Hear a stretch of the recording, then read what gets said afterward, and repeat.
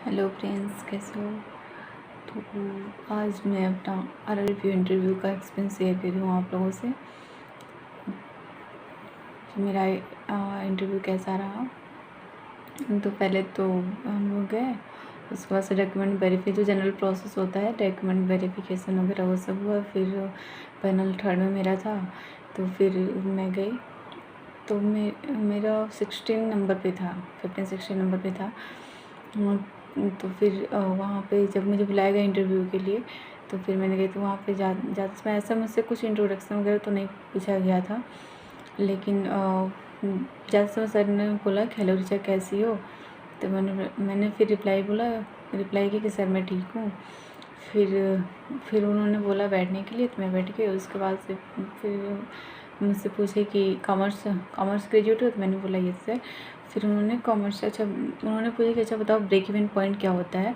तो मैंने फिर उसका रिप्लाई किया ब्रेक इवन पॉइंट क्या होता है। फिर उन्होंने बताया कि उन्होंने पूछा कि ट्रायल बैलेंस क्या होता है।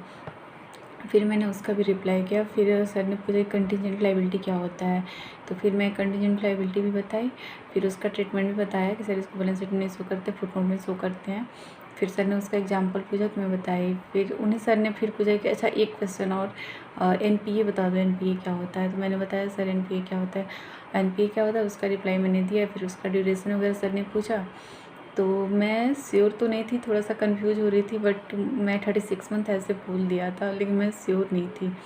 फिर सर ने दूसरे सर से बोला कि आप सकते हो। तो दूसरे सर ने पूछा कि अच्छा ये बताओ कि एक्चुअली मेरे ग्रेजुएशन में गैप है। तो सर ने पूछा कि गैप क्यों है, गैप ईयर के बारे में सर ने पूछा मुझसे। तो फिर मैंने उसका वैलिड रीज़न बता दिया कि सर इस वजह से गैप आ गया था। उसके बाद से फिर वो सर ने बस मुझसे एक ही क्वेश्चन पूछा, SLR CRR क्या होता है। फिर दूसरे सर को पोस्टपोन कर दिया। फिर सर ने दूसरे सर से बोले वो सर कि सर आप पूछ लीजिए। फिर सर ने पूछा मुझसे कि अच्छा ये बताओ कि वो सर ने बैंक से रिलेटेड कोई क्वेश्चन किया था, मुझे ध्यान नहीं आ रहा है। अच्छा हाँ, डेबिट कार्ड और क्रेडिट कार्ड में डिफरेंस बताओ, डेबिट कार्ड क्रेडिट कार्ड क्या होता है उसका। उसमें मैंने डिफरेंस बताया।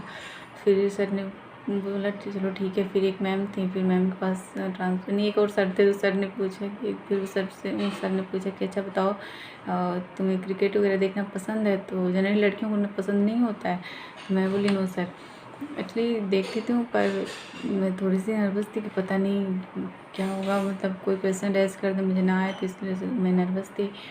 फिर सर ने पूछा कि अच्छा तुम्हारी हॉबीज़ क्या है। तो मैंने हॉबीज़ बताया कि बुक रीडिंग करना मेरी हॉबीज़ है और न्यूज़पेपर रीड करना। तो सर ने पूछा, एक मैम थी वहाँ पे, तो मैम ने पूछे कि अच्छा एंटरटेनमेंट के लिए आप क्या करते हो। तो उन्होंने बताया कि मैं म्यूज़िक सुन लेती हूँ।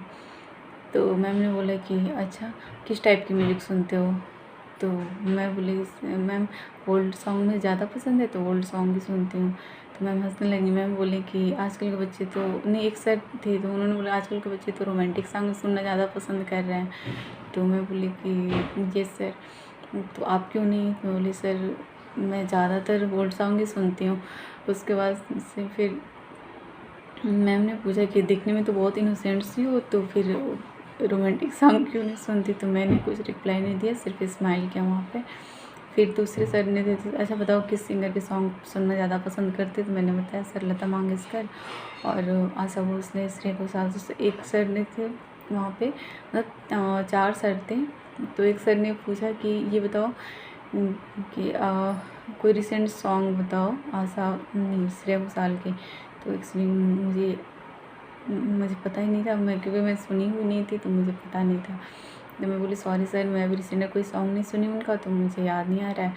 तो सर ने पूछा उन्हें सर ने कि अच्छा ये बताओ लता मंगेशकर के सॉन्ग बताओ। तो मुझे एक ही सॉन्ग याद आ रहा था, मेरी आवाज़ ही पहचान है, तो मैं वही बता दिया। फिर मैम बोली कि कोई रोमांटिक सॉन्ग नहीं बताओगे।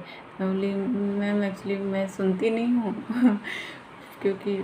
तो फिर मैम हंसने लगी। फिर मैं बोली अच्छा कोई नहीं, मतलब ज़्यादा टेंस होने की ज़रूरत नहीं है। और बहुत हार्ड क्वेश्चन कुछ नहीं पूछा जा रहा है, बट टफ क्वेश्चन कोई नहीं पूछ रहा है। बट हाँ मुझसे थोड़ा बहुत ग्रेजुएशन से रिलेटेड पूछा गया, और मतलब कॉमर्स ग्रेजुएट हूँ तो। और फिर बैंकिंग से 2-3 क्वेश्चन थे, सिर्फ ज़्यादा नहीं था।